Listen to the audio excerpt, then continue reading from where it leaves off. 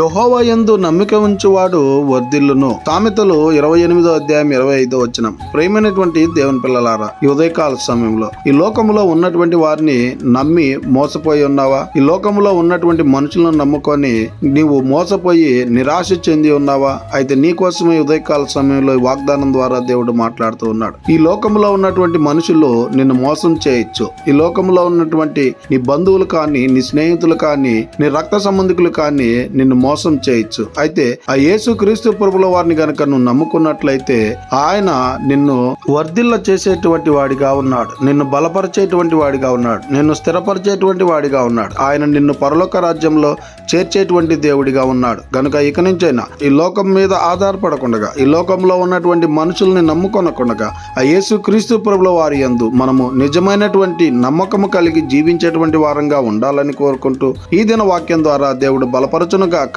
ఆమేన్. ప్రార్థన. మమ్మల్ని మిక్కిలిగా ప్రేమిస్తున్న ప్రియ పరలోకమందున్న మా తండ్రి, మీకే కోట్లాది వందనాలు, స్తుతి స్తోత్రాలు ప్రభా.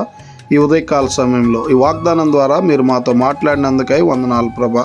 ఈ వాక్యాన్ని ఎంతమంది అయితే విని ఉన్నారో వారందరి జీవితాల్లో మీ కార్యాన్ని నెరవేర్చమని ప్రార్థన చేస్తున్నాం.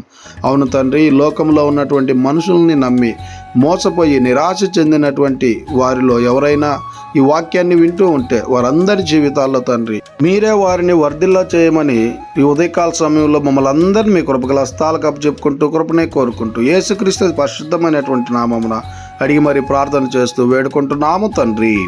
ఆమేన్.